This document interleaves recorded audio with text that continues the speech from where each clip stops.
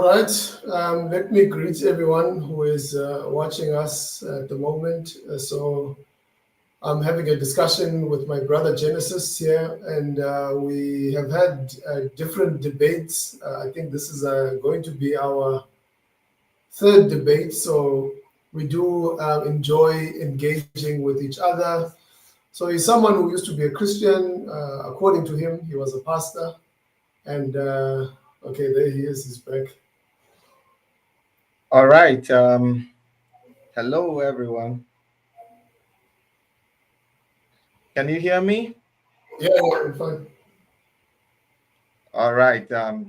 Thank you guys for being patient with us. The network is very bad, especially this evening. I don't know what is going on. It has been fine since afternoon, but this evening is suddenly going off and on. I would implore you to bear with us. Before next time, we'll try to, work on it and get maybe a better network service provider to help us. So you all are welcome to the Africa Enlightenment Center debate and discussion series. And today we'll be hosting our brother from South Africa, Nwandiso Lokweni. I don't know whether I got it correct. I'm not good at pronouncing South African names anyway. So It's you're okay. welcome. And yeah, he has the YouTube channel, Bizrat for Africa. He's a Christian apologist, based in South Africa. So, brother Luandiso, you're welcome to the show today. Thank you. Thank you All so right. much, man. So today we're going to be talking about morality, whether it is subjective or objective. Morality, subjective or objective. So we are going to be kicking this off immediately with our brother, who is going to be telling us about objective morality, because he says that morality is objective. But I say otherwise, that morality is subjective. So I want you all to listen to our arguments. I want to first of all state here that we are not at war or we are not fighting, but it is for us to begin to come together as Africans and form a common front for the development of our continent. And for that to happen, there are things we should be able to agree on, even though we may not agree on everything, but we should agree on certain things and be able to come together to build a society that works for everybody. So I want every other person to have that same mindset. If you have any questions, there'll be time for questions. So the debate will go this way. Our brother will start the debate with a 5 minutes presentation, and I will also make a 5 minutes presentation. Then we'll have 5 minutes each for a border, and then 10 minutes for question and answers, then 5 minutes for audience questions. If you have any questions, then you can ask your questions after the question and answer segment between both of us, and then we have closing arguments. All right, so it's over to you, brother. You can start now. Thank you so much for the opportunity for me to come and share. Like I said, we have engaged previously in 2 debates. And so I do appreciate us being able to keep having these dialogues. We disagree on a number of things, but I think that for me, it's very helpful for us to say that even though we disagree, but we continue the discussions. So for me, my argument is going to be coming from objective morality. And we do believe that morality is objective and it is grounded in the nature of God, and as it has been revealed through the scriptures, but also more importantly than that, it is as it has been embodied by the person of Jesus Christ. So it's the nature of God revealed in the scriptures, but more than that, our interpretation of the scriptures is based on the character and the life of Jesus Christ. And that's where we should ground our argument as well today. And so for us, without objective morality, we actually have no solid foundation for concepts like justice, like rights, like human dignity, and so on. I mean, we can't, as Africans, actually begin to even entertain the idea of subjective morality. because it means we must then turn a blind eye when we see injustice and when we see human indignity. We must then say, well, these are just the way that the people are interpreting it. And in fact, we have no right to say that this is wrong. So it really does actually create a bigger problem to actually say that morality is subjective. So objective morality, for people who might not know, it basically means that certain moral truths exist independently of human opinion. In other words, there are things that are just true irrespective of what the human being or what human beings would put forward as maybe their culture, maybe their opinions, maybe even their context, but these are things that are true in spite of all those things. So these moral laws, we believe, are universal, they are unchangeable, and they're grounded in the nature of God. So they're not actually up for debate. That's what we're saying. When we're saying it's objective, it's not actually up for debate or based on change of culture or feelings. It's true whether you feel like it's true or not. It just doesn't change. It's no different to the law of gravity. You might not think the law of gravity doesn't exist, but if you do jump off a cliff or you jump off a building, you will come down. And so this is as true as the laws of science and physics. This is something that really does not change based on our opinion. There are things like murder. No matter which society today, at least there's some agreement that murder is something that is wrong. If you look at countries all over the world, they are unanimous about murder. So murder is something that is objectively wrong in every society, in every culture. And this is something that we can point to and say, some cultures have never mixed with each other and have come to that conclusion. And so because people can come to that conclusion independent of each other, but more than that, the fact that this is universally accepted shows us that really there is this moral standard which things like murder fit into. And for me, it has to be grounded in something that is beyond us as human beings. So Christianity teaches that objective moral values come from God, who is the ultimate source of goodness. So God is good. And so therefore, when we're grounding our morality, it is grounded on God's character. God is good. And so therefore, this is the basis of all our arguments towards objective morality. It's also very important for us to understand that moral law requires a moral lawgiver. If there is a moral law, there must be a moral lawgiver. In other words, if people around the world are unanimous about things like stealing someone's wife or things like murdering, that means there is a moral law that is universal. But if there's a moral law that is universal, there must be a moral lawgiver. So it's very important for us to understand that once we assume objective morality, we assume that there is a moral law. And if we assume that there's a moral law, we assume the existence of God, who is the moral lawgiver. Now, the Christian worldview grounds human rights in what we call the image of God in Genesis chapter 1, verse 27. This means that God made man and woman in his image and gave them value. And therefore, every person in the world, therefore, will have value.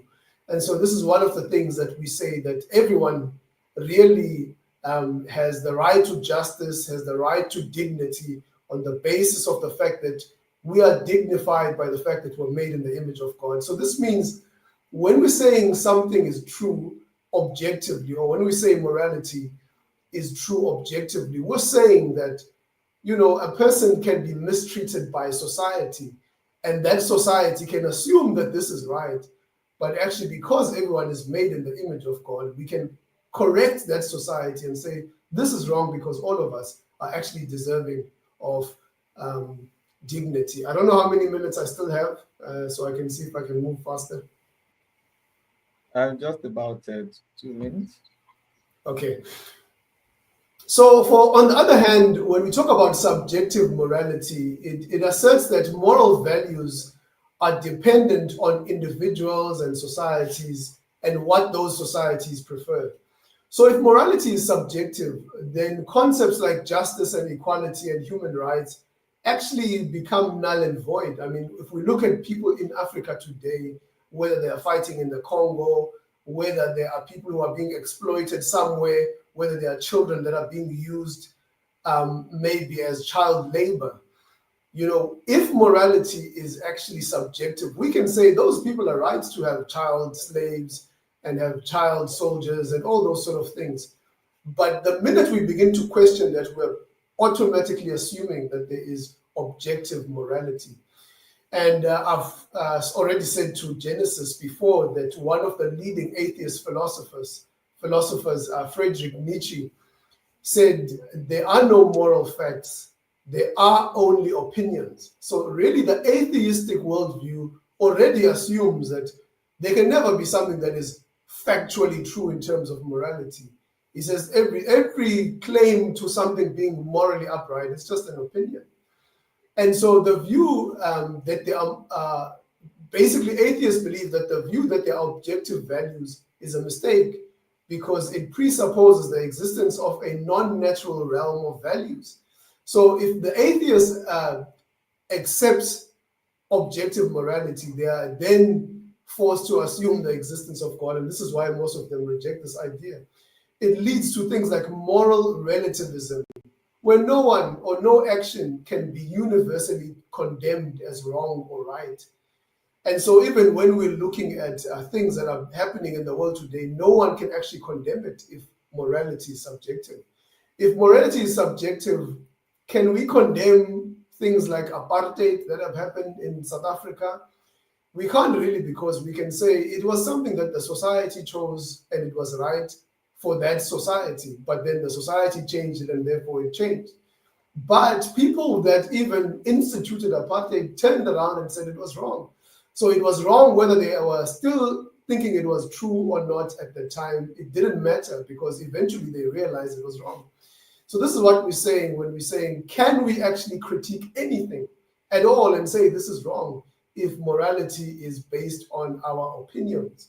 Without objective morality, society lacks a universal basis to declare that anything is immoral, no matter how harmful and painful it is.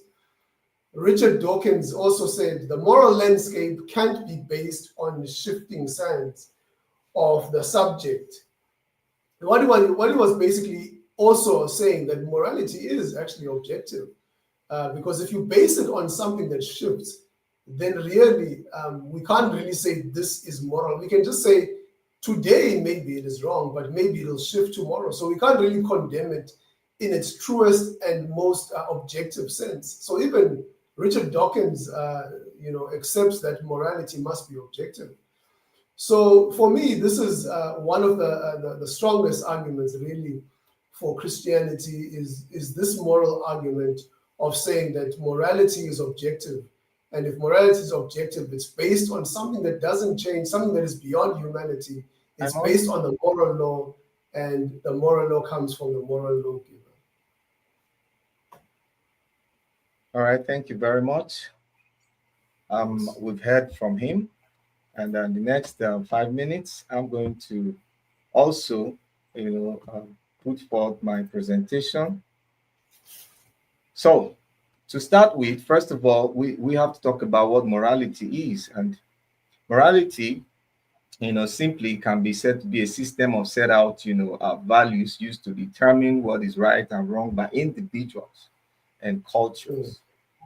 Morality can be seen as a practice of ethical behavior, as it is determined by ethical principles, that is, moral principles that guide people's decisions and actions. Morality is both individual and cultural. I think we have to take note of that. There's a great deal of variation in moral standards across cultures. And my friend will agree with me, even in the Bible, there are a great deal of variations, and we'll come to that maybe when we do our rebuttals. So across culture, time, and places, for example, some cultures permit polygamy and homosexuality, while others do not. Even in the Bible, the position of the Bible on polygamy is shifting. So it's not even, grounded. So some hold men and women at some, hold men and women to different standards, which is also in the Bible, while other societies do not. And we also have different political ideologies, political moral ideologies across cultures over time. So morality can be viewed from both individual and group perspective. Moral and social reasoning, inclusion, exclusion, prejudice, and bias. So morality is based on good and bad, and what is good and bad is subjective. So subjective morality is simply the idea that moral values and principles are based on individual beliefs, opinions, and cultural norms, which simply means what is considered right and wrong can differ from person to person and culture to culture. And we can see that in our society very clearly. According to the Finnish philosopher and anthropologist Edward Westermark, all moral ideas are subjective judgments that reflects one's upbringing. Looking at society, you see that most of us are moral values as a result of our upbringing. So morality is simply a product of human survival instinct, and as such cannot be grounded on a supernatural being. Like my friend said, is grounded on God and the Bible. We're going to come to that. Morality evolves in response to selective pressures as a survival adaptation to specific conditions. So everyone looking at the world, everyone has a worldview, how he or she wants the world to be and all that. And our actions that we take stem from that worldview that we have as a product, of our inner intuitions, what we think and what we, assume, or what we want the world to be, or what we want the world to look like. So every worldview has a set of core beliefs through which persons view the world. These through which they construe reality and their place in the world. So these are made up of basic assumptions or concepts about the world, influencing and being influenced by persons' beliefs, values, and experiences. For instance, in the worldview of Chinese primitive religion, one's ancestors dwell in an afterlife and still need to be provided for. So hence this belief, one's ancestors must be well, taken care of. So they offer sacrifices to these ancestors, and you can see some of these things replete even in the Bible. In Kenya, in Africa, they have divination rights as moral obligations, part of their daily life in Kenya. And even in Nigeria, you have casting pieces of kola nuts, a lot of things. If anyone wants to affirm the existence of something that is true, good, or bad, or right and wrong, then he needs to provide a foundation for it. So that is for objective morality. You need to provide a foundation for it to show that whatever comes through that source, morality is grounded on something. So if you say morality is grounded, on something, how is it, known? Is it by discovery or by invention? So if you make the foundation of morality to be intuition itself, then you can't say that morality is objective. We must not forget what it means to be objective. I think this is a very important.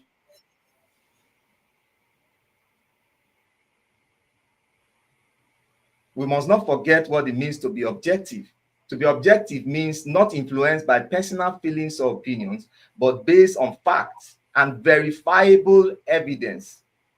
For example, water boils at 100 degrees is objective because the temperature at which water boils is a fact that can be quantified, tested, and proven empirically. For something to exist independently of any human opinion, okay, there has to be proven, facts, quantifiable and tested. So if morality is merely an invention of intuition rather than a discovery, then the objective claim cannot hold water. So morality in that sense is purely subjective. So we have to understand this point, what it means to be, objective. So if we want to say that morality is objective, we must trust that our intuition is helping us to grasp an actually existing state of affairs, which can't actually be said of morality. Where do these moral values come from? And how do they impose upon us any sort of obligation to follow them through on them? And which ones are right or wrong? So you can only claim morality is objective on the assumption that there is a God, on whom it is grounded, or else there is no place to ground the objectivity of moral values and duties. You can't do it in nature, nor can you do it in human reason, because human reason is subjective. Something is subjective if its truth depends on the individual judging it. For example, there is no single truth value for the fact that curry tastes good. It might be true for me, but false for someone else. Something is objective if its truth is independent of an individual judgment. For example, there is a single truth value for the earth is flat. Even if people disagree about this, it wouldn't make sense to say that the earth is flat for me but spherical for you. Another example is the number of stars in the universe is even. We can disagree about it. There's probably no way all of us will agree about it, but the truth is still objectively true or false. So though many Christians have the argument that biblical morality is consistent and objective, more objective than subjective morality of atheists and all that. Now, generally, Christians argue about that morality is objective, that God as an omnibenevolent being provides a grounding to objective morality. Objective morality, by the way, isn't exclusive to even atheists, to theists, because like you mentioned, there are some atheists that believe there is objective morality. So that's not even a ground, to dismiss subjective morality, because even atheists believe in some atheists believe in that. But the issue is, on what do atheists now ground that morality? Because atheists do not believe in God. So, but if you ground it on intuition, then it is subjective and not, objective. But if objective morality does exist, if objective morality does exist in any way at all, it's something that we might not always get right. It's something that we will need to discover, similar to mathematics. That would take me to moral relativism. Moral relativism is the fact that morality is relative and changes across cultures and time. It also suggests the viewpoint that viewpoints are dependent on the perspective of the individual. Morals are human-made and can vary from person to person. And that was how you got the Bible together. You can see the different variations of, a moral law in the Bible. There's no time to go into all that, but we may touch on that a little during the rebuttal. So in a nutshell, Christians believe that subjective morality leads to nihilism. But the issue is this: even our cultures that, on which morality is grounded in a way after, evolving from the individual, it's individual morality that make up the morality in our cultures. Because if you even look at the Bible itself, how did these people that claim that morality is grounded in God, how did they get the moral principles? Where did they get them from? And before Judaism, came to be, that Christianity came from, where did people get, morality from? On what God was morality grounded? Was it Zeus, or was it Hercules, or which of the gods was morality grounded? So I think some of these questions will be answered by my friend as we go on. So I end my presentation here. Thank you very much. Thank you so much, man. So are we doing the rebuttals now? Yes, of course, of course. Okay, so I'm going first. Yeah, of course. Okay, no, thank you so much for sharing that. So I think a couple of things that come to me is I think your definition of morality for me is not the same definition that I would hold. So maybe this is you trying to say the definition of morality is also subjective. In other words, can you have your own definition of morality and can I have my own definition if morality is subjective? If it's obviously objective, all of us must have the same definition. My definition is that morality is basically principles concerning the distinction between right and wrong, good and bad behavior. That's what we're talking about. So, can we know if something is right and something is wrong? If you are raising a child, a 2-year-old, 3-year-old, are you able to say to your child, "Don't do this and do that"? I think that's what we're talking about. And so the question would be, can I say to my child, "This is wrong"? But then if there's another parent maybe who raises their children differently, can I say to my child, "No, don't learn from them," or "They are wrong"? Or can you just say, "This is only true now because I'm saying it"? But when you grow up, you can make your own rules and come up with your own principle and discard everything I said. And so that's what we're saying. Can we know what right is, sorry, from wrong? And I think for me, it's inconceivable that we can even entertain that idea. Number two, if you go to the book of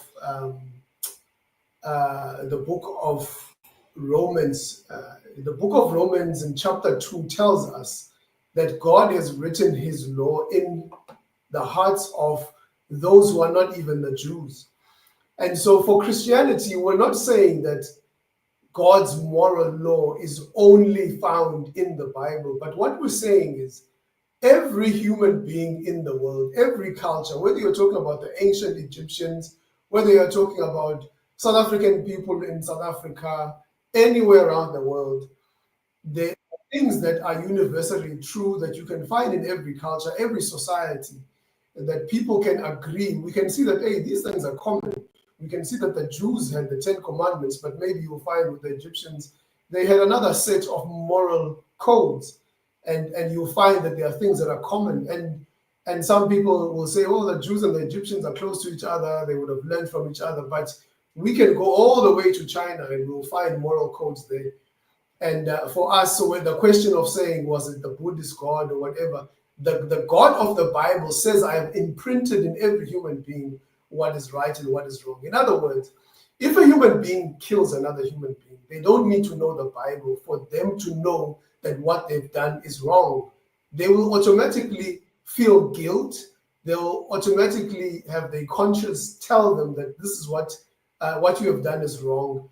And so we're saying we can know what right is and what wrong is, not even just on the basis of the Bible, because the God of the Bible has made a way and said that actually morality is imprinted in every human being.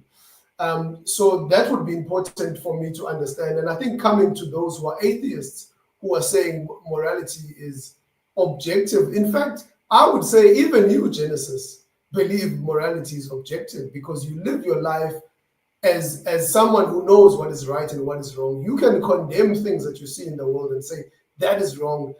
You've often said, colonialism is wrong.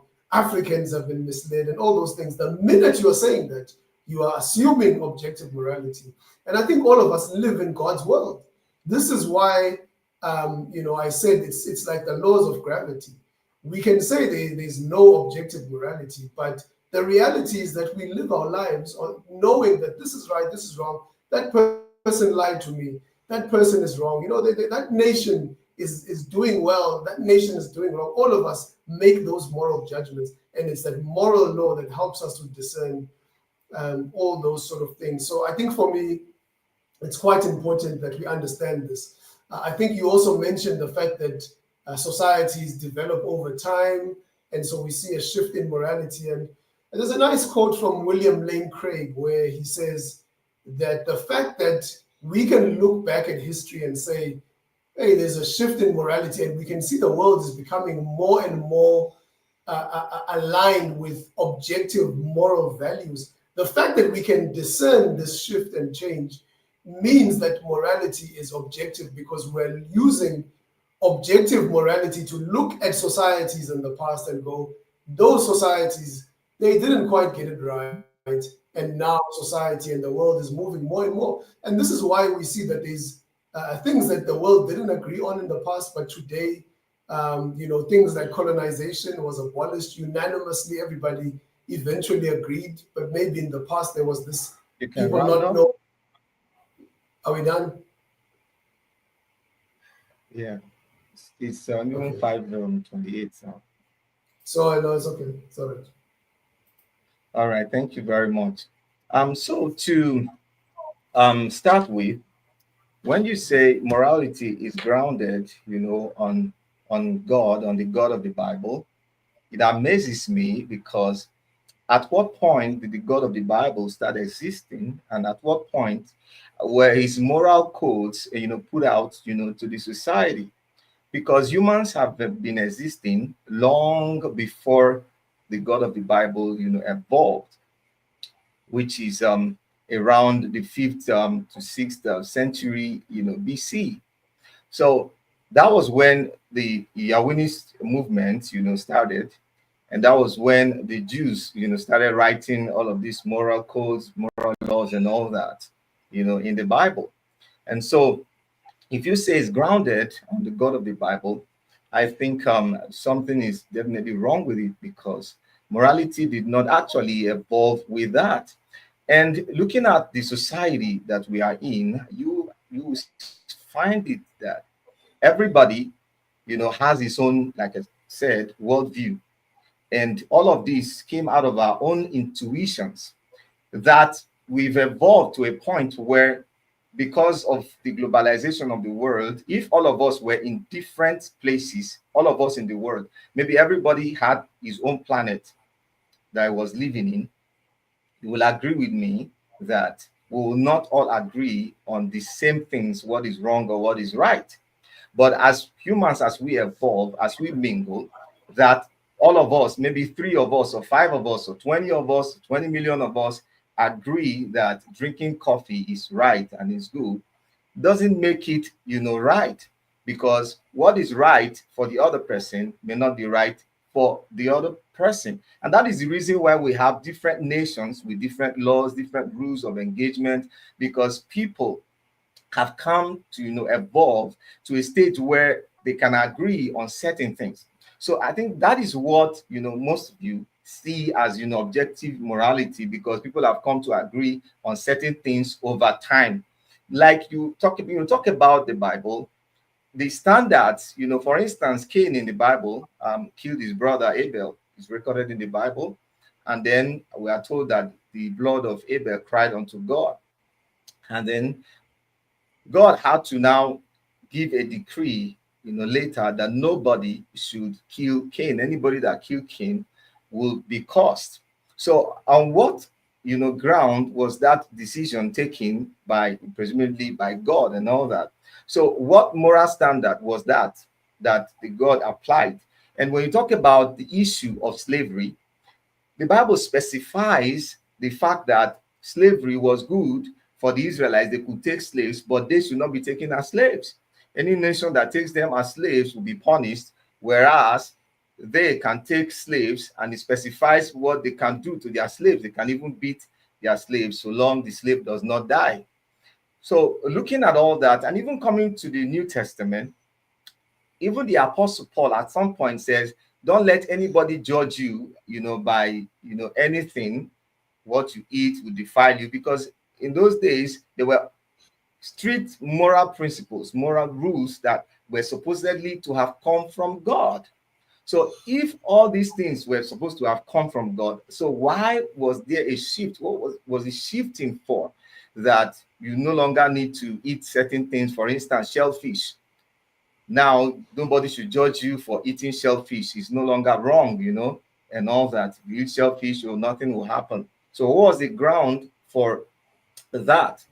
So there's a whole lot of confusion to this when you actually ground morality on the God of the Bible and on the Bible, like you were saying that the God of the Bible was the God that put these intuitions, moral intuitions, into human beings. So if it is that way, even if I want to even agree with you, it can't really be objective, because the truth is that different moral intuitions, for instance, Muslims, which God put the moral intuitions that they follow, the rules and regulations they follow, which God actually put? Is it the God of the Bible that put it there for them, that for instance, eating pigs is immoral and you could be punished for that, and then alcohol is immoral, you can be punished for that? Whereas in the Bible, you can see that Jesus turned water into wine, and Timothy was telling Paul to drink some wine, and we know wine consists of alcohol. Drink some wine because of his ailment and all that.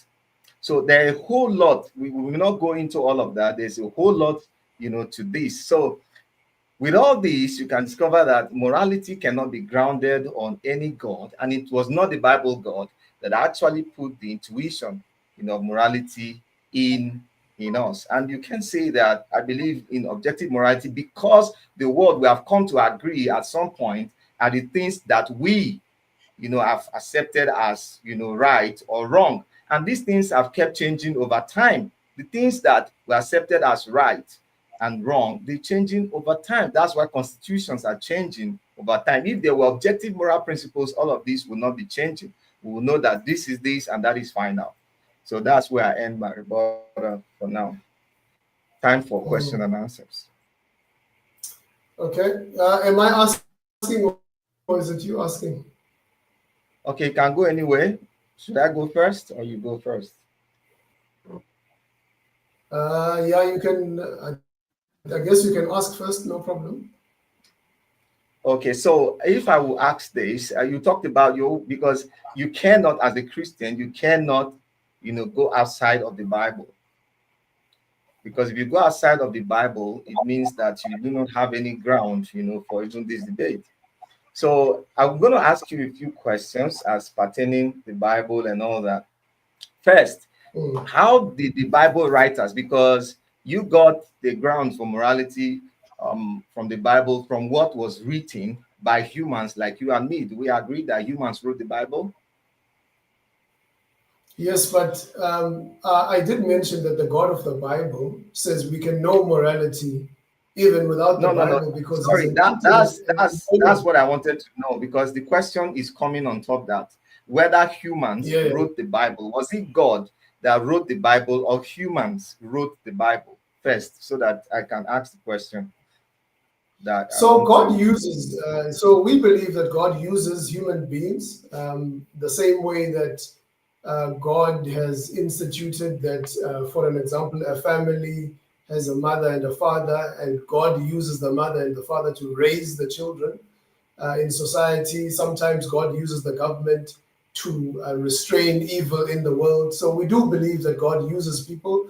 And so in the Bible, it was God using people, and basically... No, it's not about, it's not about God using the people. I asked whether it was human beings that wrote it, and you answered yes, that humans. Writing down, it was human beings that wrote down. Now the question that will follow is that how did Bible writers get these moral, laws from God? How did they get it from God? How did they know that this is God talking to me, or this is God, saying I should write it? This is God using me to write this down, that this is morally right. Sure, that's a good question. So for us, what we say is that people who wrote the Bible might not even necessarily have known that they are writing a Bible that will be 66 books that will be read by everyone. So, let's say an individual author in the Bible, whether it's Paul or whether it's Peter, he writes a letter to people maybe in Ephesus. He's basically encouraging the people in Ephesus, but he doesn't know that this will be put together into a Bible. And so for us, it's the fact that they didn't know, but when we put these books together, we can sort of see a message that is consistent from Genesis to Revelation. So that's how, so maybe answering a bit further to say, They might not even have known, but they were basically writing within their time, within their context. But I think that the Bible can only be understood when we read it in its entirety, that we can see, oh, God used these people. So that's what I would say. Well, if you say, God used these people, you claim that probably they weren't aware that it was God using them. So I may say that, well, if you say they weren't even aware that God was Not using them, that should can I just account clarify for. that statement?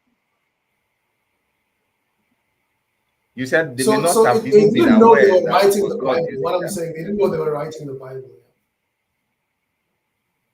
Okay, so they didn't know they were writing the So Bible. So some people put didn't. these things they Moses wrote. didn't have an idea there was going to be a Bible. That is no way. Okay, so that can account for the fact that the ideas of Moses conflicts with the ideas of Jesus, conflicts with the ideas of Peter, conflicts with the ideas of Paul. Even the ideas of Peter conflicts with the ideas of Paul. We can see that in the Bible, that they had a theological fight, and argument even resulting to even physical fight. If we actually believe that those stories are true, that they had Can I say arguments something? about what was right for them and what was wrong. Am I correct? I don't agree. Well, this is what the case we're making is that Moses, wrote about the law. He wrote about the book of Genesis, for example. We see that the gospel tells us in Genesis chapter 3, verse 15, and that, after Adam and Eve had sinned, that there would be a savior who would come from the line of the woman. So we see things like that Moses would have written it down, not knowing it, but we see that later on, these are things that are picked up by other writers. And so we see this consistent message throughout the whole Bible. Paul and Peter didn't have a theological disagreement about what is the gospel, who is Jesus.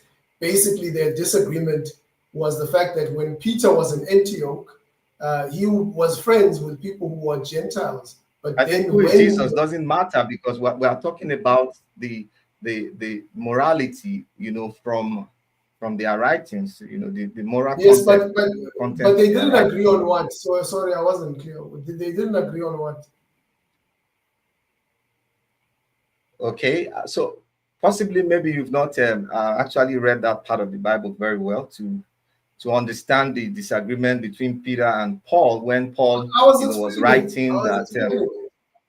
No, I know it. I know it very well. Peter and the Paul. council that held Peter. in Jerusalem when Paul came from his missionary Paul, journey, that this they is had to now Galatians agree chapter on 1. certain things. Yes. And Yes, what Galatians was chapter the 1. position? Paul says he opposed. It was actually, the problem with them was actually the issue of racism. And we also see that Peter doesn't argue back or fight with Paul because Paul is right. So this is why even when me and you disagree, we disagree because you think there is the truth between what I'm saying and what you're saying. So you are appealing to objective truth right now. You know what I'm saying? So when there's the disagreement between Paul and Peter, one of them is holding another to a biblical standard. You know what I'm saying? If you say so, we disagree because our opinions are subjective. So we are trying to find a common ground, to relate. Yes, but we wouldn't argue. And then, if we didn't know there was actually the truth between, I mean, we would just stop debating and discussing if we didn't think that there was actually truth. So you are appealing to objective morality, objective truth, even when you are debating, because like I said, if what you are saying is true, if subjective morality is true, then the question would be, then what about people who say there's objective morality? Would you leave them and say, okay, for some people it's objective? Yeah, so there is that idea.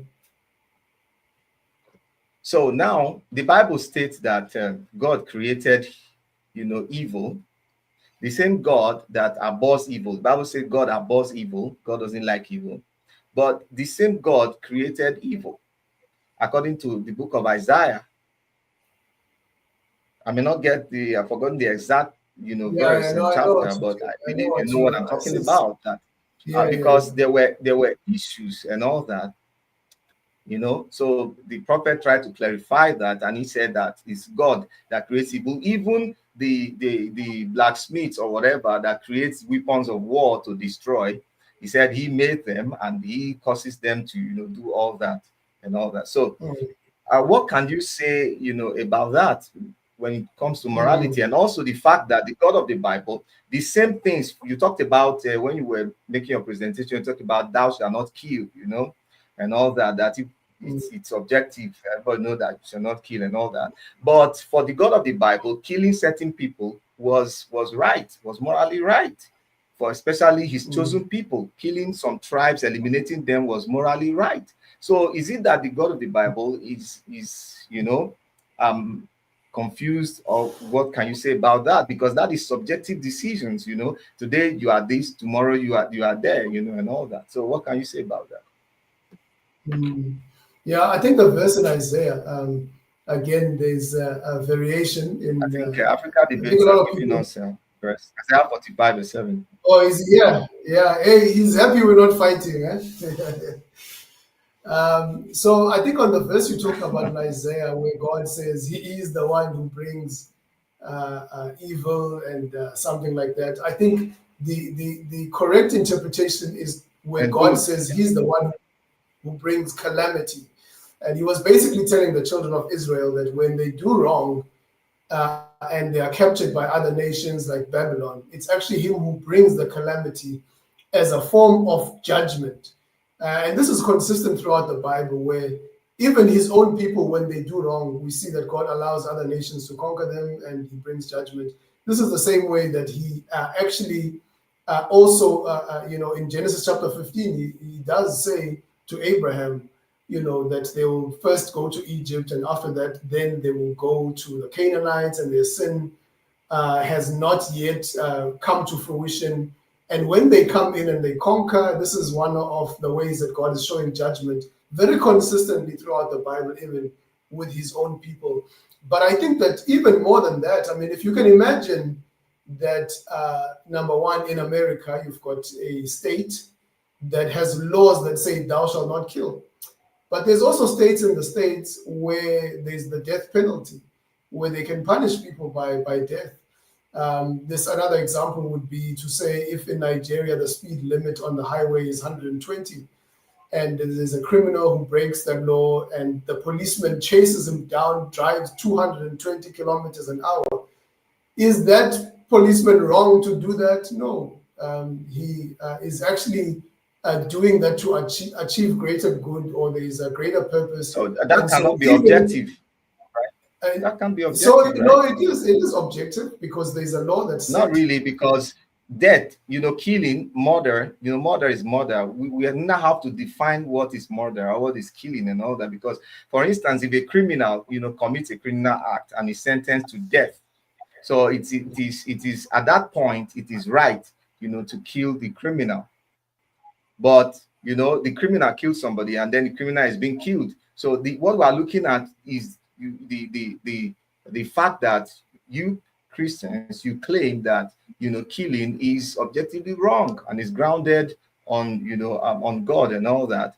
But this same God is like on both sides. This one deserves to be killed. For instance, the instance I made of the children of Israel, not others, not God not allowing others to go genocidal on them, wiping them out totally for doing the same things that He asked them to go and wipe the other tribes out. Yeah, but I think I've already explained Genesis that God allowed them to be captured, to be taken. I mean, look at the 12 tribes of Israel. Whatever happened to them? So God brings His But the judgment. standard is not the same for the children of Israel and for other nations. In the Bible, the standard is not the same. Even the standard for slavery, you can go and read it in your Bible. The standard is not the same. So why would it be so if morality is objective? But I've just explained, though.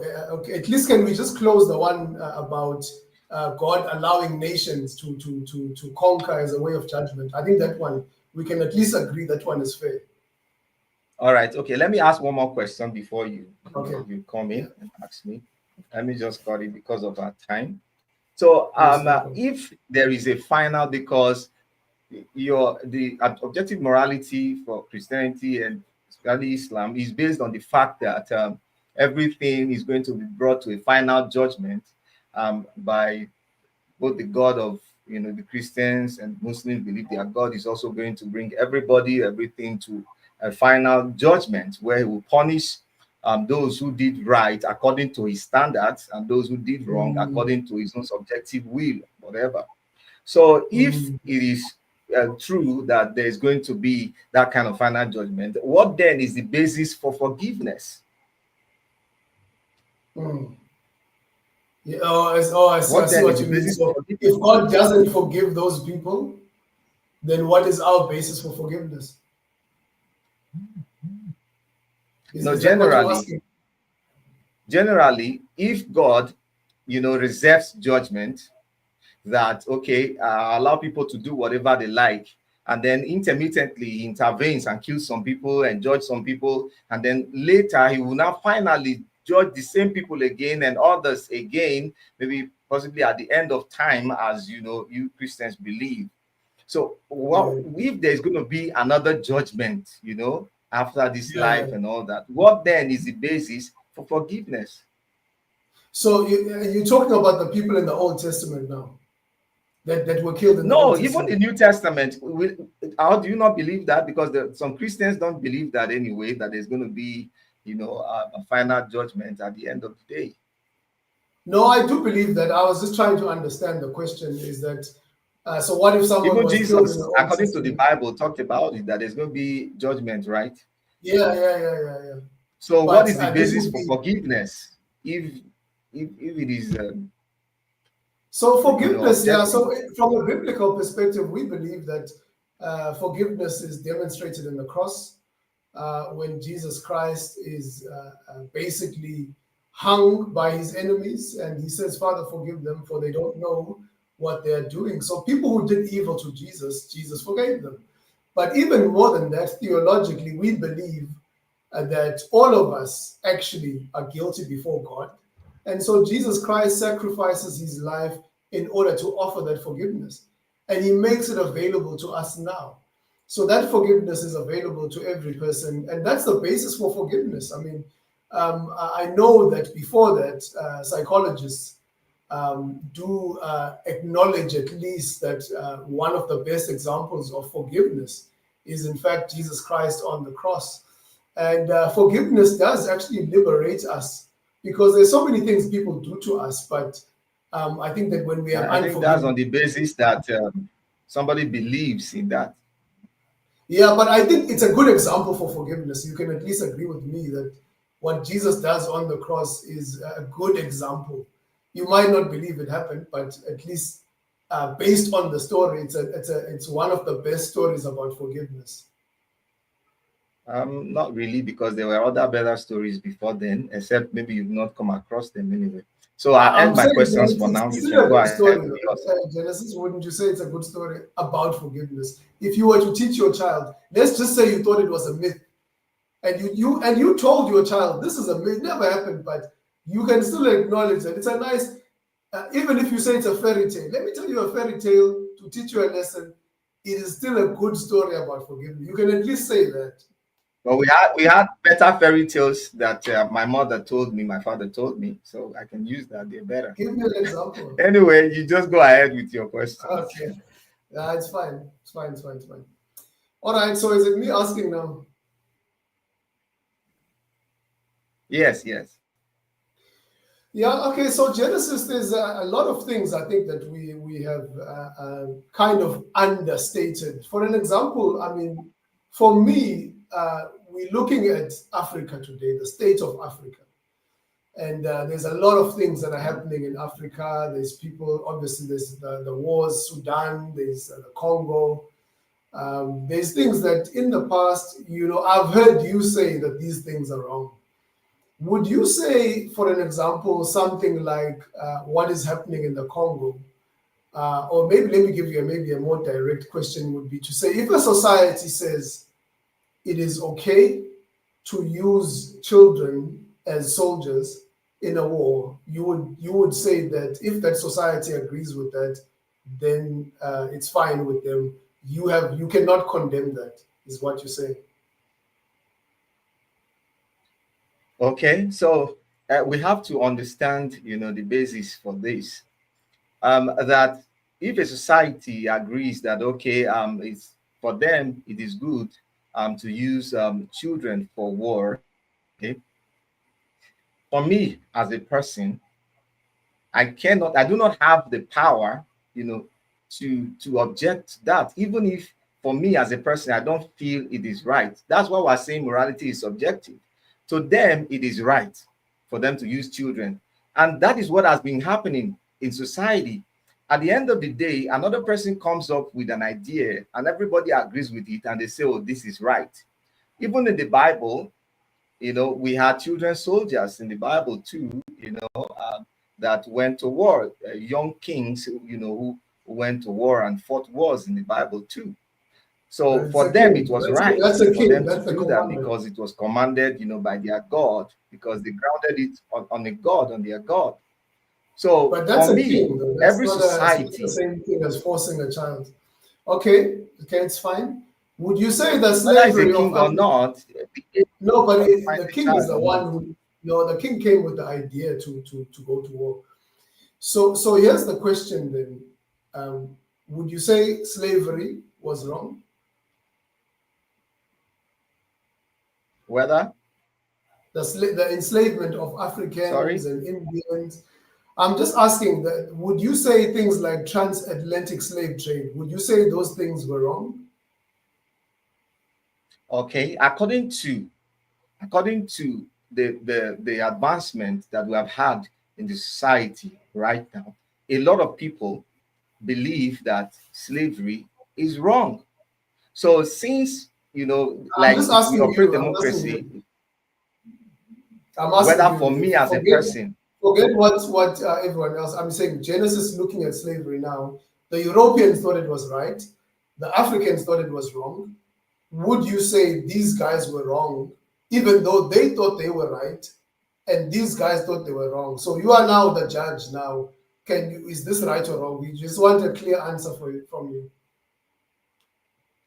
for me as a person, okay, my subjective opinion says slavery is wrong. So, but that doesn't make it objective That's subjective. because there are people who believe slavery is right, and slavery comes in different forms. Even till today, we still have slavery is still in vogue. It's still around. Absolutely, yeah. But are you saying it's right or wrong? That's what I want to hear from you. I'm asking about Yeah, Genesis. Would you of say it's course, wrong for something can be all right people? and wrong in a subjective sense.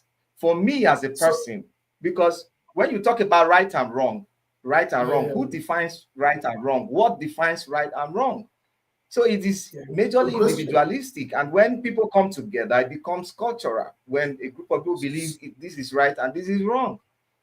So my question would be then, if the USA decided today that it's going to enslave Africa again, would you say Africans must tell the USA that this is wrong, or must we say to them, to us it is wrong, but we understand to you it might be right, so we'll just leave it at that? Would you say And that that? is what causes wars. That's what causes wars. When some people think enslaving others is right, then these other Mhm. people think is wrong. They revolt against them. And you have the wars that have been there over the years, in I nations. agree with that. Even in I the agree, Bible, you but can see that. is it wrong? Is it wrong? Whether it is right or wrong That's my question. depends. Can we say that is a nation going to? Yeah.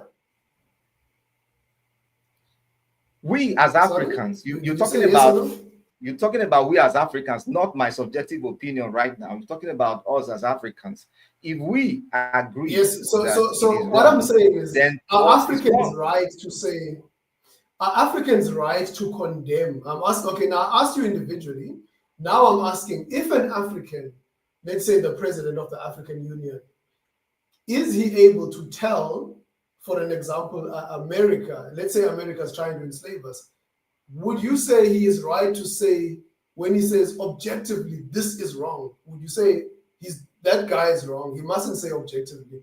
he must say, in our opinion, you are wrong. Would you say he must say it like that? Of course, and that has been going on over the centuries. Somebody can say that this is wrong. In our opinion, this is not right. But that doesn't make it right in the eyes of the other person or the other people. So that is the reason why all of us in the world, we've not been able to agree on certain things till today. Yes, look, there are things that we agree on, and I think this is yes, and I think you made an example that we agree on certain things doesn't make it objective. For instance, I made an example of something being, objective. For instance, whether you agree to it or not, it is, objective. For instance, I talked about, water boiling at 100 degrees. It is measurable. You can, measure it, and you can see it, evidentially. You can see the evidence for it. But when you come to morality, morality is not, you can't describe morality like that, because it varies individually and culturally. It varies. That is the reason why you can't actually measure it. Because at some point in human history, slavery was very good. It was right. Like the slave owners even presented their own objective reason why they felt, slavery was right. Because they said that the companies, they pay their workers, a little token. It's still slavery, the same slavery. Then they themselves, they own their slaves and feed their slaves and take care of their slaves themselves. So they're even doing better than the companies. But they're wrong. They're still wrong. You saying they are wrong, they're still wrong. It depends on your own perspective and your opinion. No, they're still wrong, and that's why I think even we all agree, even with slavery. I mean, the people who did slavery, I can agree with you. Say you were wrong. The people, let me finish. The people who did apartheid turned around and said we were wrong, but Genesis says no, they were right. But let's move on to an even more personal one. Okay, now sorry. The people that did apartheid, they thought they were right. At some point, they changed their opinion. They changed their mind that, okay, we were wrong. You get it? So what was right to them, it was exactly when they were wrong. No, because they agreed that they were wrong, because pressure came. Sorry, I'm coming. Pressure came from people who felt it was wrong, and then they had to admit and agree with them that this is wrong. Necessarily. No, not necessarily. So till when today, they turned around, for instance, till today, France has not agreed that they were wrong for colonizing Africa. Yes, but it doesn't mean they were right just because they didn't agree. You know what I'm saying? So that's not. So what constitutes what was right in that slavery and what was wrong in it? Because some people will tell you, sorry, I've seen Africans. You are asking me and I'm answering. I've seen Africans who have come out to state that slavery was actually beneficial to Africa. That if not for slavery, a lot of things that we enjoy today, a lot of things that we know today, Western education and all that, wouldn't have been there. So slavery is right. So they have their own justification for the reason why slavery is right. So right and wrong in this issue is a matter of personal opinion. Not really. So for an example, to say slavery is right because of the the things that came through slavery. I mean, if you ask those Africans, would you rather have those things that are benefits without slavery, or would you choose slavery and the benefits? They will choose these things because they don't really want it. Still boils down to a matter of personal make the argument from the benefit. Let me finish. Like, we can't make the argument on the basis of the benefit. So let me press you. Are explaining, but you are supposed to be asking me questions. I'm asking. Here comes a question. Here comes a question. So you have a little child, a little daughter. Someone rapes that child or daughter. For them, it brings them pleasure, but for the child and you, obviously, it doesn't bring pleasure. Can you say that guy is wrong for raping your child? And will you take him to the police? Okay. And again, that is subjective. It depends on me. I'm the one to decide whether it is right or wrong. It's subjective. It depends on me. Of course. I can't believe you. that we all You have say your agreed. own See, child, your own great. daughter can be Now, raped, even in and the you Bible, say listen, this is listen. offensive. In the Bible, even God says that if a man rapes a virgin, it's in the Bible. If a man rapes a No, virgin, he should do so, so, and so, and so. You see that? So no. there is Give us the no, verse. you see what I I'm want trying to the say. So verse. it is subjective. No, but bring the It verse, is and not then answer objective, the question as subjective. well. Answer the question. Answer the question.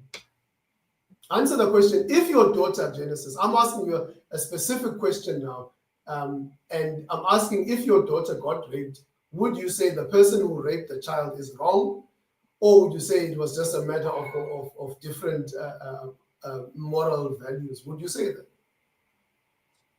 Okay. The first thing is, why did he do it? Did he do Why it? did he do it?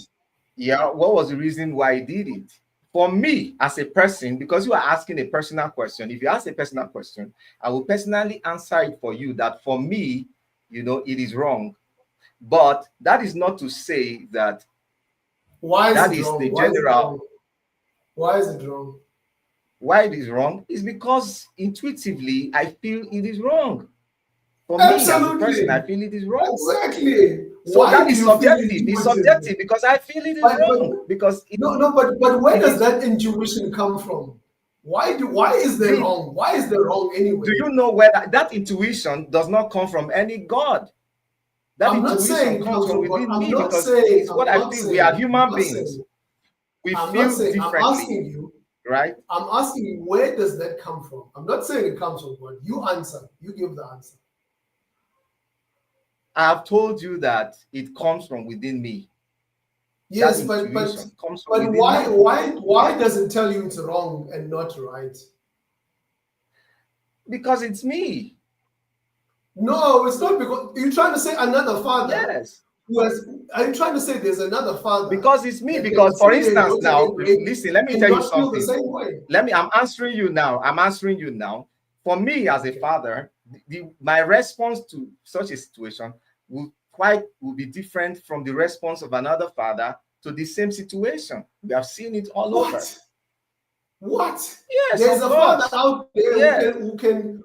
There's a father out there. Look, I'm not talking about Genesis. I'm Even the not talking Bible. about.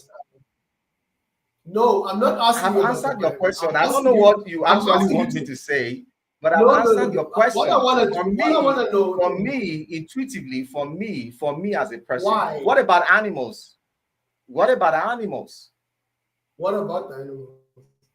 Yes. Do they have any sense of that a rape or whatever is right or wrong in the way that we perceive it? No, No. no. I mean, if a lion kills another lion, this is why we said ours is grounded in the fact that we made in the image of God. We have moral accountability. So why would ours be grounded and that of the animals will not be grounded? And on whom is ours grounded? Because we're made and in all the that. image And you of say it is God. on God. What God? I will not ask you which God, because no, it's me asking. for Now me, you're trying to maneuver.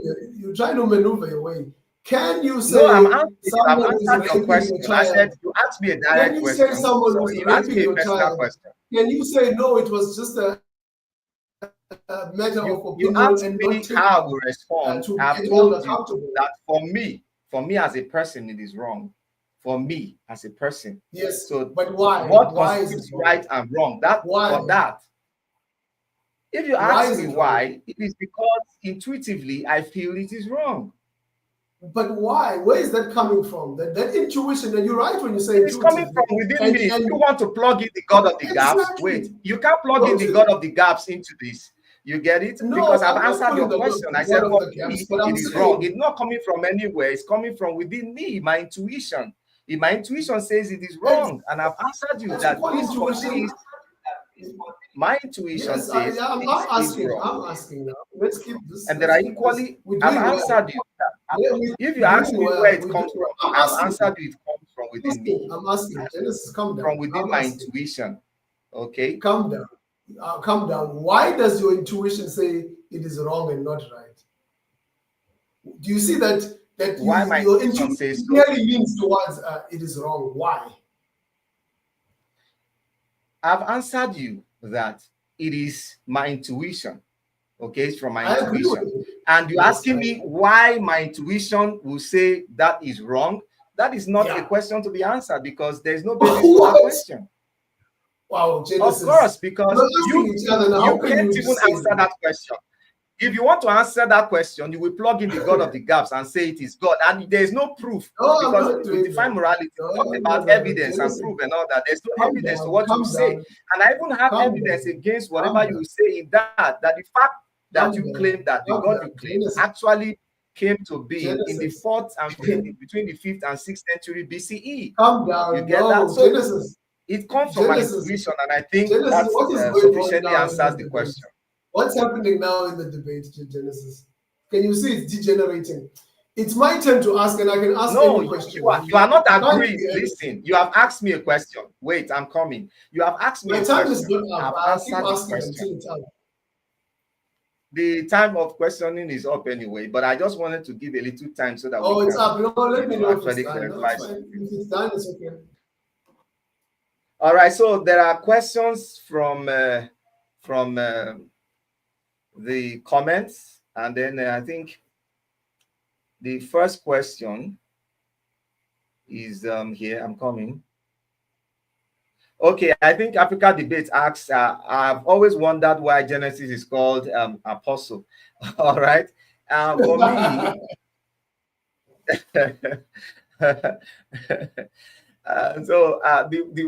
it boils down to actually my Christian roots anyway, because I was an apostle in Christianity before I left Christianity.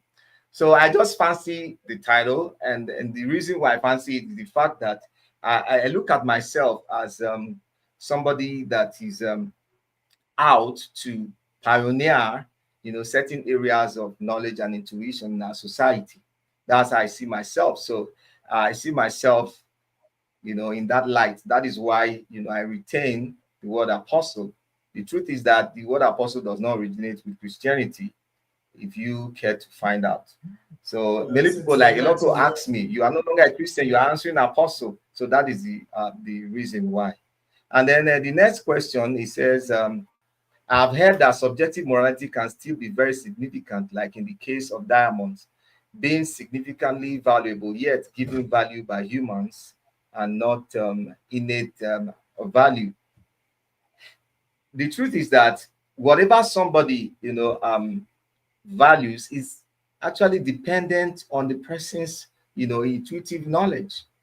So there are people who value certain things differently from others, and we talked about, upbringing also. And all that is based on subjective knowledge, or all that is based on subjective morality. So we cannot say morality is objective. Like I said before, we talked about the fact that for something to be objective, go out to define what it means for something to be objective. It has measurable, it has to be evidential. You need to have evidence for it to show that, yes, this thing is objective or not, whether people agree with it or disagree with it. So if you say morality is objective, on what grounds do you, premise it? And then we talked about the issue of, grounding it on God and all that. Yeah, So I I don't know if think I'm the allowed to next, speak. Am I allowed yes, to I also? think he says you should comment on this. Yeah. Yeah, so I think on the diamonds, I think when we talk about morality, your favorite Coke and and all those things. I don't, like I'm not. When we talk about things you value, we talk about moral values, and I come back to the definition of what is right and what is wrong. So if we're sitting on that in terms of moral behavior, in relation to diamonds, is it important for me to value diamonds more than human life? In other words, if someone comes to Africa and they come and exploit Africa just to get diamonds, for me that is more of an important question that we can ask. To take diamonds from Africa and steal them, can we say those people are wrong, or is it just wrong for us but right for them? Those are the things that really we're talking about in terms of morality, and I think all of us can agree. But I think it's just that Genesis obviously has a position to defend, but all of us live our lives knowing there's right and wrong. I mean, he calls himself someone who enlightens people. why do you want people to be enlightened? I mean, if there's no right and wrong, leave them to figure it out themselves. It's because he sees that there's a certain standard of knowledge that people must subscribe to, and he wants to bring that knowledge. This is, again, him leaning on or borrowing from objective truth, objective morality. So I don't think anyone lives their life as if there's nothing that's right or wrong. What society would we have if we lived according to that mindset of saying rape is wrong, whether you like it or not, it's up to you, you can do whatever. I mean, that's, I don't think that's helpful for Africa, especially where we are. We need practical solutions. We can't just leave it as it is. Yeah, we're not saying leave it as it is. What we are saying is the fact that majority of us can agree on what we think is right and what we think is wrong. So what we're saying is that agreeing that something is right or agreeing that something is wrong does not make it objective. That's what we're saying. For instance, if you If it's claim not objective, right, objective, that why would should we be, change I'm it? coming, sorry. I'm coming. Even the so-called objective standards that you claim, they are not consistent throughout the Bible or throughout wherever they came from that you are saying. They are not consistent in the Bible. I can cite 1,001 examples for you about that, where even the Bible supports slavery, you know, and even admonishes slaves to be obedient to even brutal masters. It is there in the Bible. So it is clear. And that is the reason why we stand on subjective morality, because the truth is that the Christian believe it will lead to nihilism or whatever. But we all operate subjective morality. We operate subjective morality because if not, the world would have been, something else, by now. So subjectively, if I believe that this thing is wrong, somebody else, that also believe or that also agrees that this thing is wrong, we form, coalition and become a society. That's how societies are formed. And that is the reason why today in Africa, we've come to see that certain things are wrong because we are evolving. We evolved to a point where we agree that this thing is wrong. Even in Africa, there was slavery, miniature slavery in African societies. You can study that and find it. So we have now agreed that this thing is wrong does not mean that it is objective, because if it is objective, it means it's absolute, and then you can't do anything about it. You can't change it. So in the first place, if slavery wouldn't have even come to being if there were objective, moral values and there were consequences as stated in the Bible that Christians believe. So the next question says, where are we now? The next question, we are in the questions that are on the comments, from our audience. Okay, but can we also, just respond one because you responded twice there. So okay, no problem. You want to respond, you can. No, I mean, you started, I came, and then you did you came again. So I'm just saying. Okay, where we are right now is the questions. I'm reading the questions now. There's a question I wanted to read. Yes, but you answered twice. I answered once in the question. You get what I'm saying? Okay, so that's why I said you want to respond again, you can. You have some time to respond. No, I think for me, it wasn't necessarily to say I want to respond, but what I was just saying, can we just keep it at one and the response? Okay. No, I just had to chip in something. Okay, if that's all right. So the next question is also, some say that if God commands the slaughter of a significant number of people, then morality is not objective, since today that is not practiced. That is what we're saying, that in the Bible, God commanded certain tribes to be eliminated, both male, female, animals, even including animals and everything. And you said that animals don't have a kind of morality and all that, because I've forgotten the way you put it. So even animals, accountability. Animals that don't have a level of accountability, as you put it, were to be murdered, were to be destroyed, and everything that belonged to these people need to be eliminated, as in wipe out the total memory of these people. So, but today, the same, people who said God said so and did all that, the same set of people who believe these same things are telling you that that is wrong, that today nobody should do so. So what we are saying is very simple. Okay. So at that time, it was right. It was right to do so, to eliminate those tribes because they did something against the subjective will of, God in quote. But right now, it is no longer, right. The truth remains that as humans, we have evolved, culturally. And so we have come to agree that certain things are not, right. So that we have come to agree that certain things are not right has made it difficult for people whose their God's subjective will they follow, has made it difficult for them to, to follow those rules or whatever to the latter, and they subjected them to change, over time, to change from what they believe was objectively right to what they now say, oh, this is what is now objective, now right. So that can't be, objective. If it was objective, then the standard would have remained the same. It wouldn't change today. So why is it changing? It is because more people, the world is now becoming a global village. We are more connected than, humans were some years ago. There are some things that some humans were not privy to in some part of the world that they are now privy to. So more people have come to agree cross-border, cross-culture and all that on certain things. And humans have found the need to eliminate certain things and all that. Though there are still cultures and people who still believe that those things of those days are still right and they are practicable even today. You can come in. Thank you. Yeah, so coming back to the Bible, so we obviously believe the Bible is compiled or consists of 66 books. So a lot of people like to take the whole. Anyway. So I mean, the Bible that we believe in, the Protestant Bible, if you will, 66 books, and even the other ones that you are talking about, like, you can even add them. I mean, it's not the point I'm trying to make. Even if you take the Catholic Bible, you take maybe the Ethiopian Bible.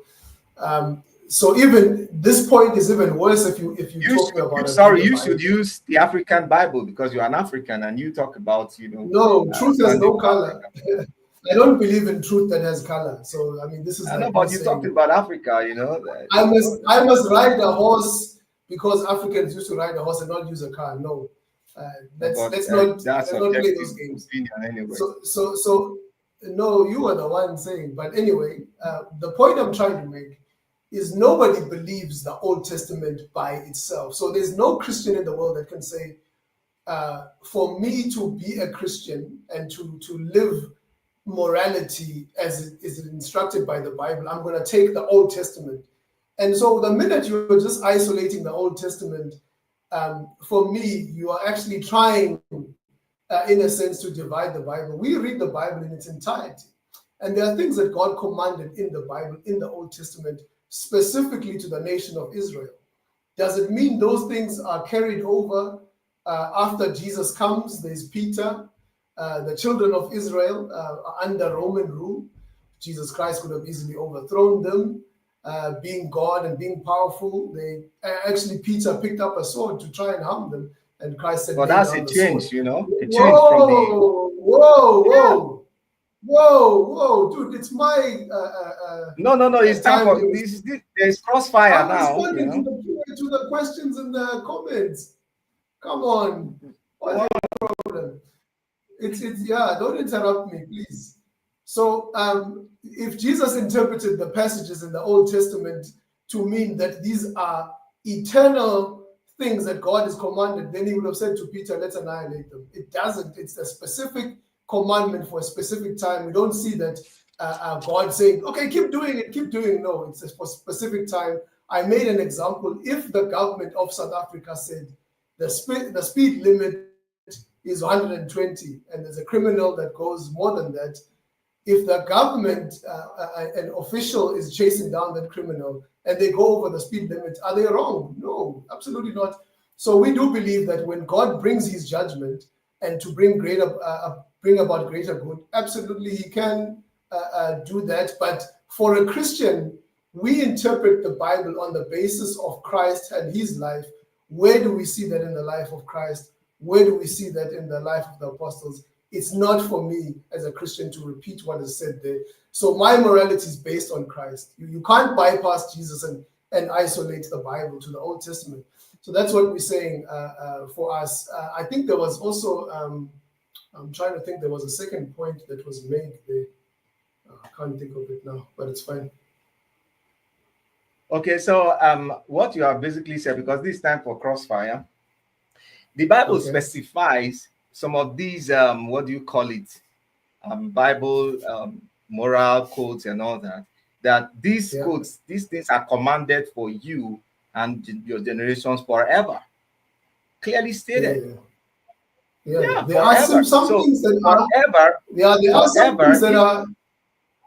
Yeah, some things are eternally true, right? For an example, when the Bible says the 10 Commandments, we take the 10 Commandments, those are universally and timelessly true.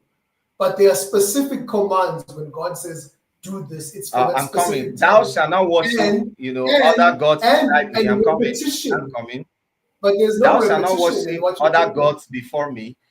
Christians actually worship another God because Jesus Christ is actually not God. Even some Christians don't believe Jesus Christ is God. Am I correct? You can't be a Christian and not believe Jesus is God. How are you going to be a Christian? What brought about the debate? The Nicene Council and all of that. What brought about all that? That some people were burned at the stake, some were declared heretics and all that. What brought about that? Yes, but they were not Christians. The divinity of Jesus was disputed among Christians, even till today. And I have Christian friends on all the divides. So you can't tell me that. I can point to you. Cannot be a Christian. Churches and all that. I worked with churches before I left Christianity. You cannot be a Christian. No, let me tell you. You cannot be a Christian and not believe Jesus is divine, because you are saved by both Jesus' divine nature, which means that it's only God that can save human beings. Human beings are not able to save themselves. But at the same time, you also need a human being to mediate between you and God. You are not saved. But that was developed. The very thing that was developed, after some years. It will go on to that. Maybe we'll get it's in the Bible. It's in the text. It's in the text. I think because the Bible is not consistent on morality, and that is true. Even Jesus, the divinity of Jesus. Coming.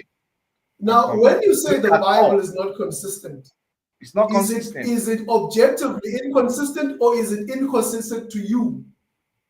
No. See, now he's borrowing from objective morality. There you go. Now he's borrowing from us. When it comes to the Bible, objective. Now I'm coming. He can say to his own everything in the Bible, I'm coming. Everything in the Bible is subjective, because I'm coming. Somebody comes and says, I am a prophet from Jehovah, and this is what Jehovah commands that everybody should do. That is one. And then another day, another person comes up and says, I am a prophet from Jehovah. This is what Jehovah commands that should be done. And then another day, just like that, you can see them in the prophets. And then at the point where we are told that the law, it came by Moses, there are even arguments amongst Christian scholars and pastors over the fact that whether Jesus actually condemns, Moses' law, or what it means to the law, for the law to have been fulfilled and all that. You get it? So these controversies rage, and there's so much of them. I don't have time to begin to count one after the other, but I can cite, maybe one or two instances. Then the issue between Paul, let me just answer that. The Africa Debate talked about the fact that the issue I raised between Paul and Silas and Peter. We are told in the Bible that Peter was, and Paul were somewhere they were eating with the so-called, Gentiles. And then he's those who believe in, in the fact that they shouldn't be eating with the Gentiles and all that, came in, and Peter tried to excuse himself. And then we are told that Paul rebuked him, for, hypocrisy. What led to him trying to withdraw and all that? Because he didn't want to actually cause maybe a division between the two sects, because these were different sects. Who were Christians, they were Christians, but they believed different moral standards. because morality is actually objective, and that was the reason for that. You get it? Okay, can I come in? So I think Can I come in? from me, you Can know, I come that in? for that. That is for that. Oh, is this a new question, by the way, that he asked now? You said? Was that a new question that was asked? No, I saw the question. It was there before. Oh, it was there before. Can I answer as well on that? Yeah, it was there. Yeah, so for free to me, do that. yeah, like Peter, for an example, we know Peter, the Bible doesn't say if there's a moral standard that human beings uphold it. We break it all the time. This is why we need the gospel. So we're not saying just because there is this moral standard that now all of a sudden people are upholding it. So if you look at Peter, we see even when Christ was present with him, this guy had a lot of issues. He was very violent. He's the first one to pick up the sword and try and kill someone. He denied Christ, right? So even the fact of denying Christ is very similar to when he actually withdraws from the people that he was sharing communion with. And the gospel says there's neither Jew nor Gentile, but when he sees that other Jews, so this is withdrawing. Wait, after I finish? He encountered Christ or whatever, can I finish? I have he to was finish. withdrawing even after I can finish. believing I can finish, and going then along you with Christ. can say, but you can't interrupt Genesis. No, this is crossfire, so, No, but there's a question. You can't crossfire and the Q&A for people should not be in the same, because when it's Q&A, we answer one each and move. I think we've mixed them up, but it's fine. The point I'm trying to make is our time is running, so we have to just. Can I close at least with this statement, at least? So I'm trying to make the go point. ahead, so, I'm listening to you. Yes. So with Peter, we see that even in Acts chapter 10, I mean, when God commands him, to go to Cornelius. Cornelius is someone who's a non-Jew. So there's also this issue of race that was there in the church. We even see with the widows that were Greeks, there was this feeling that they weren't treated well. There were complaints that came up. So the Jews did have that issue of not actually adapting to the fact that the Gentiles are now part of God's kingdom. And they are not second-class citizens in God's kingdom. They are equal. So we can sit with them and eat with them. But because there were Judaizers, people who were condemning these Peter and them for sitting with them, he then gave into the pressure from his own people. This is racism. And so Paul calls him out to say the gospel unites all of us. There's no second-class citizen. And so actually Paul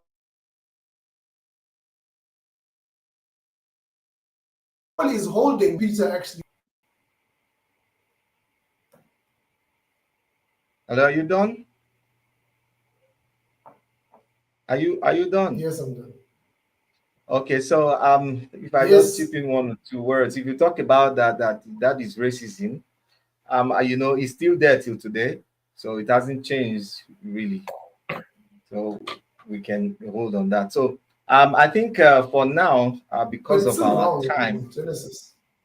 Because of our time, we can take closing arguments.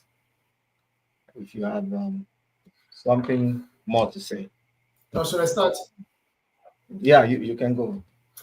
Yeah, so I think for me, there's no solution in Africa for atheism that comes from atheism, because atheism is going to say, you do whatever you like, and we can't actually call each other out and say, hey, you're wrong, you're doing it wrong, you're doing it right. If there's a successful nation in Africa, maybe where there's peace, where there's equality, where there's human rights, we can't actually say, oh, this is a good model, let's follow it, because we can't tell what's right and wrong. So whatever is right for those nations, maybe it's wrong for other nations. It also means the atrocities that have been committed to Africans, like slavery, colonialism, we can't say that those things were wrong. We can simply say it was wrong for us as Africans, but for white people it was right. So repeating them next time when they come to repeat it, or if it is repeated, we can't call it out. So atheism for me really would be something that really leads to moral decay in society. I think our knowledge of what is right and what is wrong, I mean, you would never want to raise your child as an atheist, or even with this worldview where they can't even discern what is right and what is wrong. even worse than that, I mean, for Genesis to say that the rape of a child, his own child, he can turn around and say, no, well, if it gave the other guy pleasure, maybe it wasn't wrong for both of them. It was just wrong for me and for the other guy. It was right. So why take him to jail then? So this is something that is terrible for Africa, and it'll keep us actually in the dark. It'll keep us hating each other and fighting with each other. But I think that we can turn around and say, this is wrong, this is right.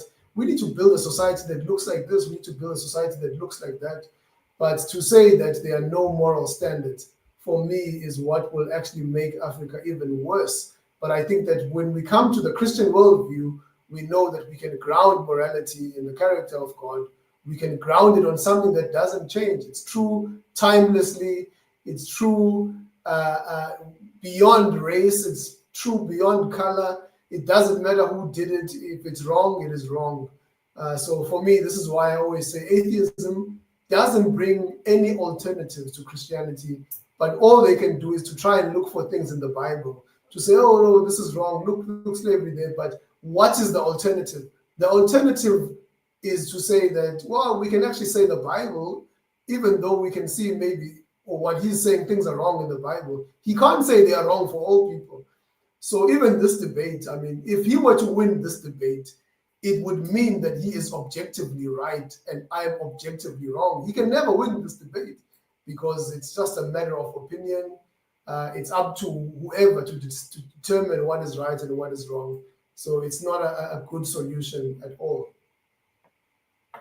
All right, thank you so much. From all that we've said so far, I can categorically say that everything that you have accused me and atheism of, the Bible God is most guilty of all of them, of everything, because talk about slavery, which was a problem for Africans. The Bible God condones slavery. Is clearly stated and written in the Bible, and even advised slaves, that is Africans, to be obedient, to their masters. But when we talk about subjectivity, maybe they don't understand the issue of subjective morality. What we are not, subjective morality is not the absence of morality. That is one thing I want to state clearly. If you look at countries like the Netherlands that are not Christian, countries and all that, you see that they are even more moral than even Africa, that has even claimed Christianity as its own property, that claims objective moral standards, but they can't meet these, so-called standards that they claim are objective moral standards, which makes them even subjective. So the Bible God is even guilty of all that. There are so many scriptures in the Bible that, attest to that. I just cited the issue of the differences between the opinions of Peter and Paul. So it's just a matter of opinion. But that is a matter of opinion does not mean we cannot come together and agree on things that we think are right or wrong as a society. That's how societies are formed. A group of people agree on certain things. And when I say, like, somebody accuses me of, why you say an apostle for Africa, new atheism or whatever, does this make Africa, new atheism a religion and all that? We have to understand what religion is, and we have to understand what atheism is. Atheism is simply saying there is no God on whom some moral standards are grounded and all that. That's what we're saying. We are not saying that as humans we cannot evolve.